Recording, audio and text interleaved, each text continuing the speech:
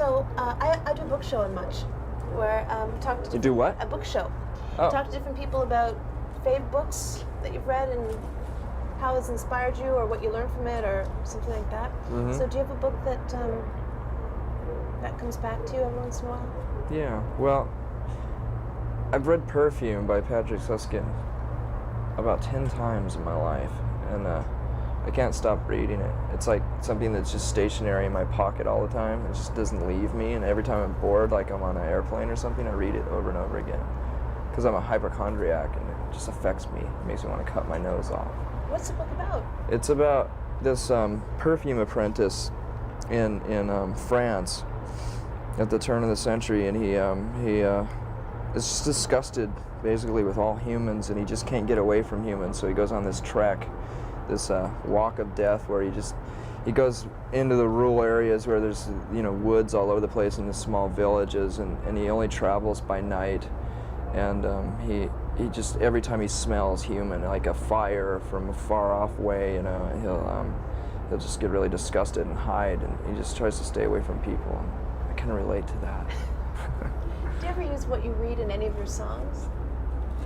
As a matter of fact, I use that very story in Scentless Apprentice. Yeah. So that's really one of the first times that I've ever used an actual story, as a book, as an example of a song. I've always tried to stay away from that, but now that I'm running out of ideas more and more, I tend to do that. Is it hard when you spend your whole life doing the first few albums, and then suddenly everybody needs your attention? You have to do interviews, you have to travel around, and suddenly is it hard to come up with ideas? I don't know. I've just noticed that people expect more of a thematic angle with our music. They always want to read into it. And before, I was just using pieces of poetry and just garbage, just stuff that just would spew out of me at the time. And a lot of times when I write lyrics, it's just at the last second because I'm really lazy. So, and then I find myself having to come up with explanations for it, So I thought I'd, prevent that this time and actually have an explanation for some of the songs at least. There's a lot of baby references in all the songs. I didn't think there would be, but you have like wombs, babies, baby's breath, baby throw up, baby throw up? Baby, there's baby everywhere. Lying. This is obviously have become a huge part of your life. It has been a part of my life before Courtney was even pregnant, though. I've always been just fascinated with medical texts and charts, and I guess I secretly want to be a doctor or something. I don't know, or a person that works in a cremation factory. I don't know. I've always liked anatomy. Ever since I was a little kid. When I first got that little model of the Invisible Man, or the Visible Man. It's just something I really like. And since I've become a big rock star and made a bunch of money, I found this place in the Mall of America in Minneapolis that sells nothing but medical stuff. It's a medical supply store that they've offered to the public. It's really great. I bought all these fetuses and anatomy men and charts and stuff, and it was like a dream come true. Because I've always been really poor, and if I could find something like that in a second-hand store, I'd barely have enough money to buy it. And a lot of times I couldn't buy that stuff, so I just went on this rampage of buying all this stuff. And I think I've overused it, for like pictures for the album, and I don't know. I just went overboard on it. The old saying that you can't buy happiness. You think that's true? Well, yeah, you can't buy happiness. I mean, that made me happy for a little while. But, I mean, I was just probably almost just as happy with, I don't know, I look back on going to secondhand stores and stuff like that and finding a little treasure like that. And that actually meant more to me because it was more of a stab in the dark in a way, because you didn't know if you're going to be able to afford it, and you don't know what you're really looking for, and when you find it, it's more special to you rather than having $1,000 and going into a store like that and just buying the whole store. It's not as special. because you've achieved so much success, I mean, so quickly, so surprisingly, you've had a baby, you're married. What excites you now? My baby and my marriage. I don't know. I still like playing too.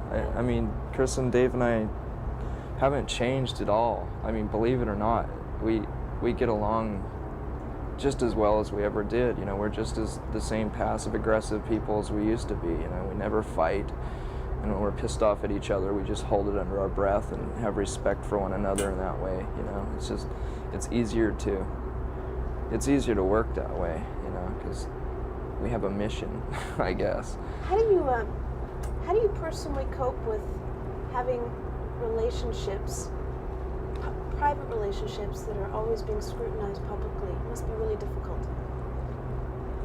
Well, it is, but I mean, I still have a lot of the same friends that I used to have, so they don't seem to mind, and that isn't ever really exposed too much. You know, no one writes about how me and my friend Dylan walked down the street and did whatever, but yeah, but they rip apart you and Courtney. They love to do that. Yeah, I don't know why, but we're just I don't know. I guess like my ego could be talking right now, and I could say, well, we're interesting people, but I think we're just easy scapegoats. It's just, it started with something, and then, people just pick up on it and carry it along, and we turn into cartoon characters, and there's nothing I can do about it, really. I can threaten to sue and, try to bring up libel laws and stuff like that to people that write shit like that about us, but, if you've ever looked into that, it's pretty much a lost cause. You have to have a lot of money to do that, and, I could spend the money that I earned last year all on fighting the Vanity Fair piece, and they'd end up winning because they have more money, so. There's a magazine in Canada that incorporates itself for each issue, and then it goes bankrupt on each issue so that it could write whatever it wants and no one could ever sue them. Wow, that's a pretty smart thing to do. Yeah, it is. That kind of reminds me of how a lot of stations in the States got a hold of our new album, but it was like someone had anonymously sent them like 5th generation cassette copies of our new album, and in order for them to play it, they started on the weekend at 5 o'clock, like on Friday nights. That way they could play it throughout the rest of the weekend without having a council, sue them. And I don't know, that's kind of smart, It's free publicity for you anyway. Ultimately, the album's going to come out. That's true, but the thing is that there's been so much controversy about how bad the record sounds, and how lo-fi it is. And to hear it like that compared to all the other songs that were on the radio that night, it really disgusted me, and it pissed me off because it sounded terrible. It sounded really, really bad. And then everyone that heard it that weekend is going to say, yeah, you're right. Okay, the stories are true. The Nirvana album really sucks, and I'm not going to buy it, So it just kind of bothered me, but we took care of it. What'd you do?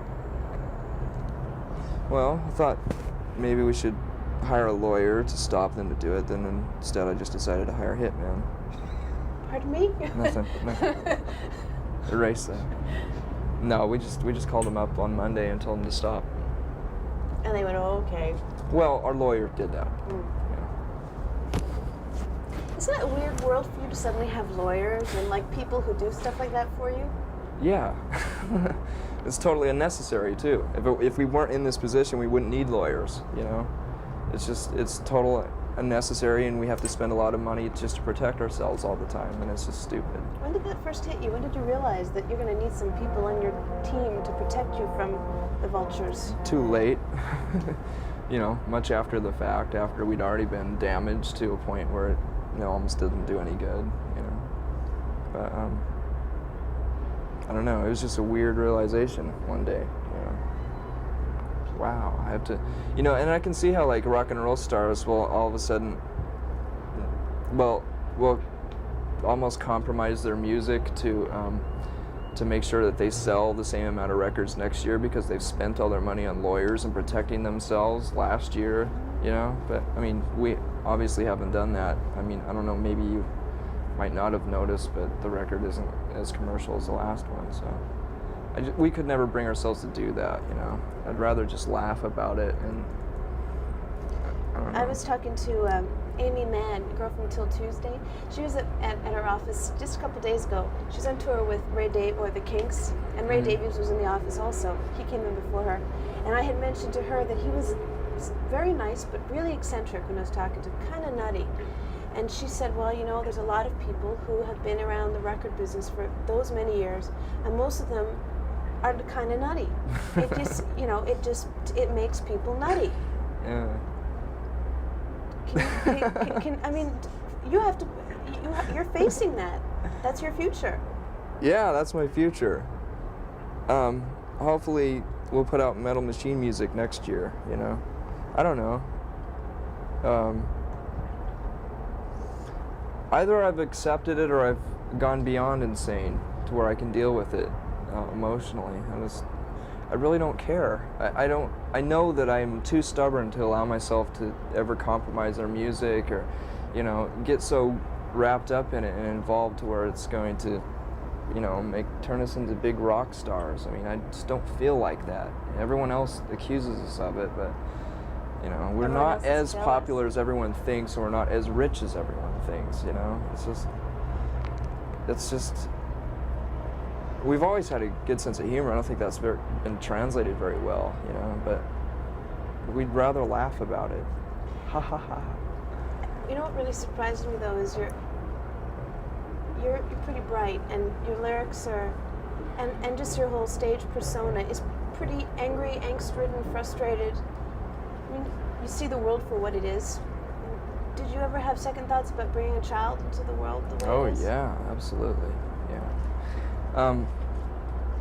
I really can't describe what changed our attitude so fast. I think, you know, I really was a lot more negative and angry and everything else a few years ago, but that had a lot to do with not having a mate, you know, not having a steady girlfriend and stuff like that. So you know, that was one of the main things that was bothering me, that I wouldn't admit at the time, you know. So now that I've found that, the world seems a lot better for some reason, you know. It really does change your attitude about things, you know. I mean, 4 years ago I would have said, you know, the classic thing like, you know, how dare someone bring a child into this life, you know. It's completely a terrible way to go, and, you know, the world's going to explode any day and stuff like that. But once you fall in love, it's a bit different.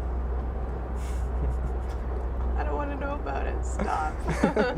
George and I are not in the best love situations right now, so we'll stop talking about that. We'll change the subject. What I want to talk to you about. I'm not boasting about it. It's just something nice. that's really It's really nice weird. to talk about it. That, you know, that you have something like that to talk about. It's nice. You know. Can you hold this for a while? Do you mind? I'm feeling a little weak. You know that this whole grunge thing, that this in quotations grunge, all I want to know is, where did the term come from? I have no idea. I think some of the rumors are that Jonathan Poneman said it one time sarcastically, and it just caught on. Who's that? He's one of the head honchos at Sub Pop Records, but no one set out to market this music as that. You know, just, you know, that's what happens when the media catches on. They have to call it something.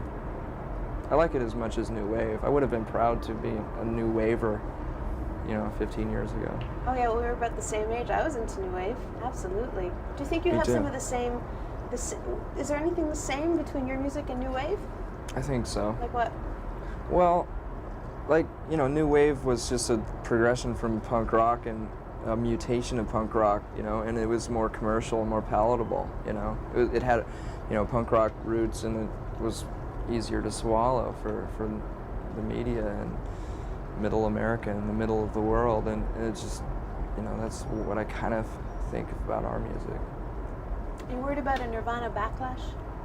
Hasn't that already been over with? Hasn't that already happened? I don't know. Sure. No. I don't know. Okay. What else I want to talk to you about? But we're getting more new wave as the days go by. I think we're going to reinvent new wave and bring back breakdancing. I'd really like to bring back new wave and breakdancing. You know, meld it to something. I don't know. That's what our new music is sounding like. We're using a lot more effects boxes, and we haven't resorted to skinny ties, but I think our music's, you know, this album's like the closing of the chapter of the formula we've been using, you know. It's like grunge is really kind of boring for us, you know. It's something we can't deny, and we're not going to stop playing the old songs live. Whoops.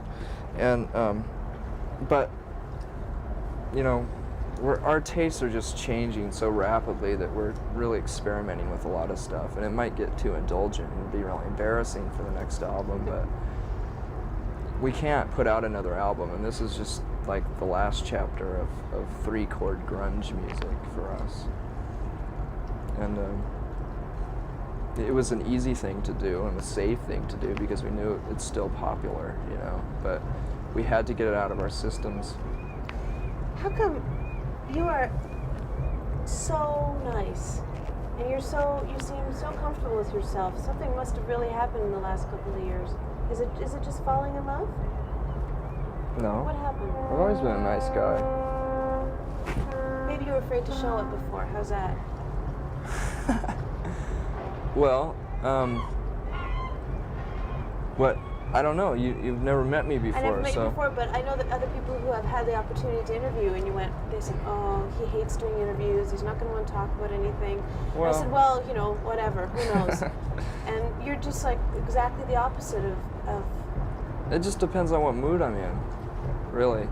Yeah, I'm kind of a moody person, and a lot of times when someone has had the chance to talk to me, I've probably been on tour, or I've probably gone through an exhaustive time where I've talked about myself for hours and hours, and this week I haven't had to talk about myself very much, so Lucky probably me. more cooperative. I think one of the interesting things about Nirvana that you don't really talk about that much is that you're very concerned about sexism.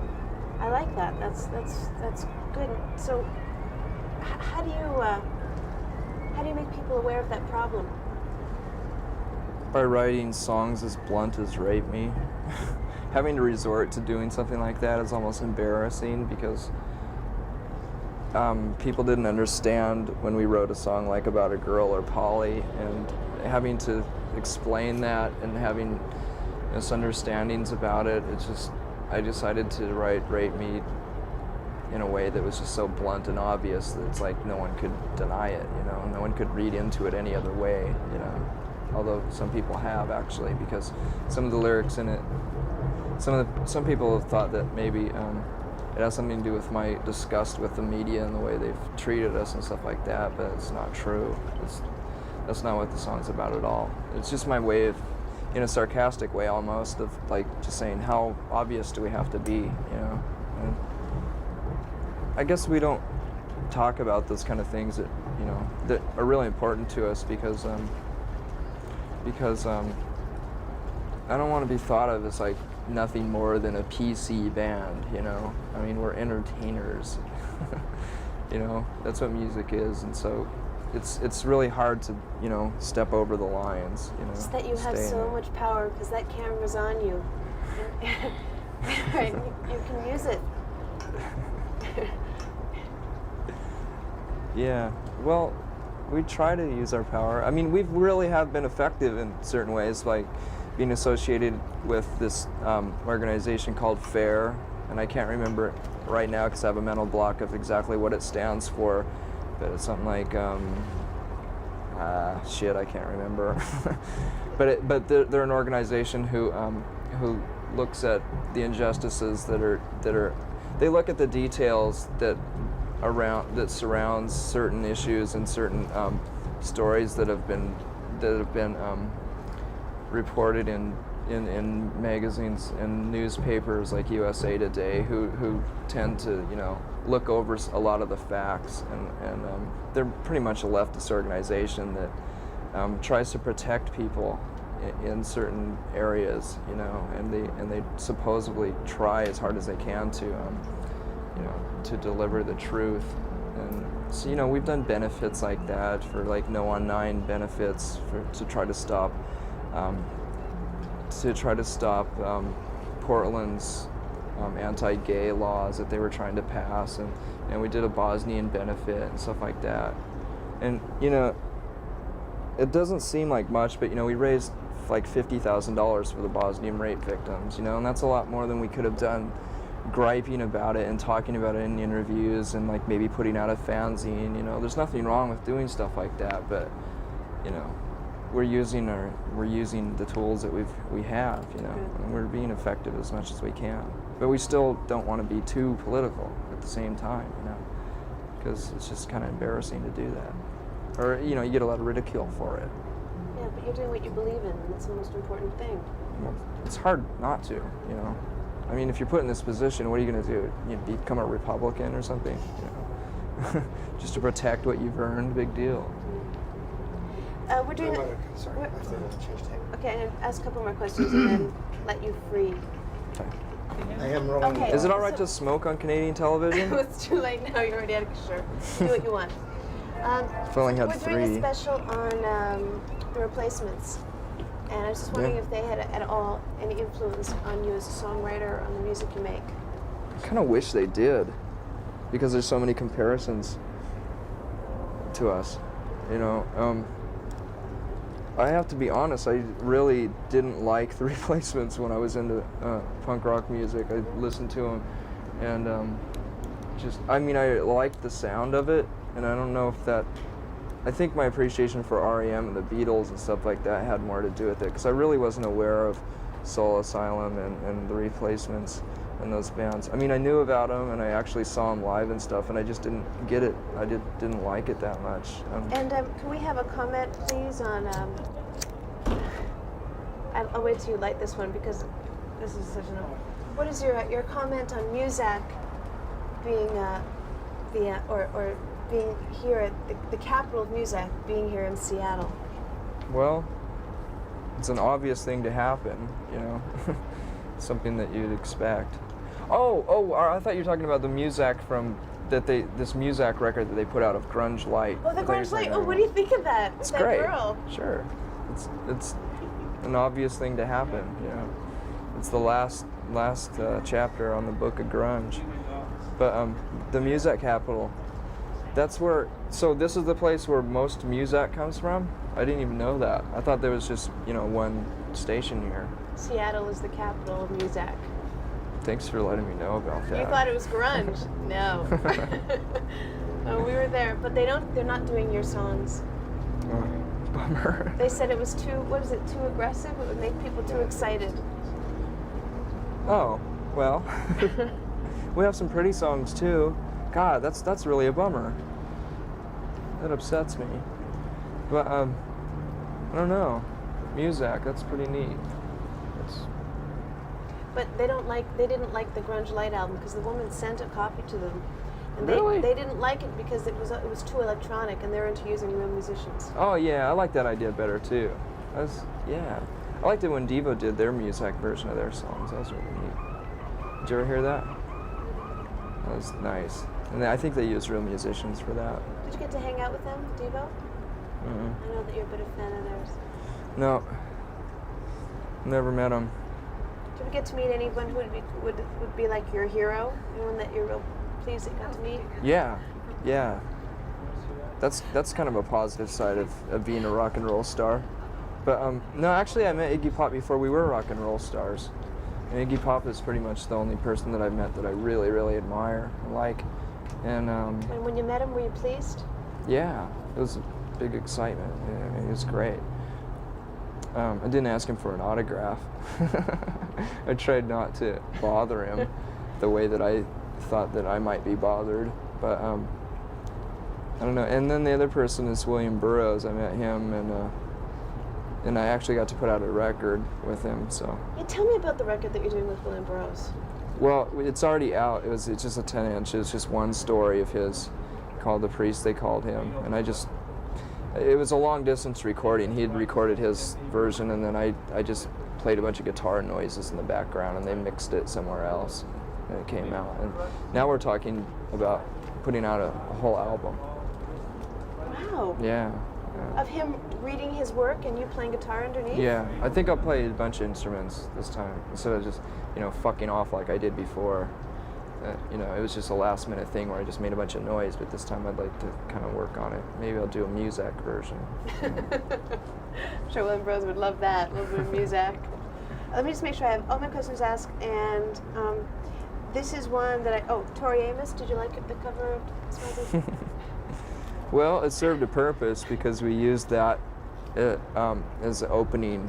Before we came out, we'd play that song, and then we'd come out and dance to it, do a little bit of interpretive dancing to it.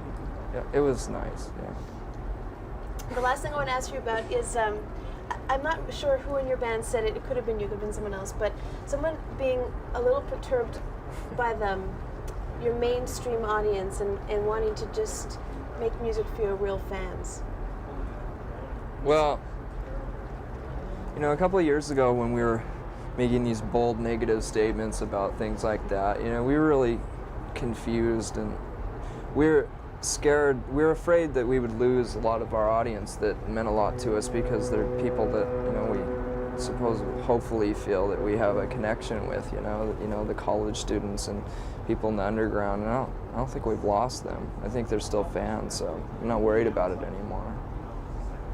And I was at the time.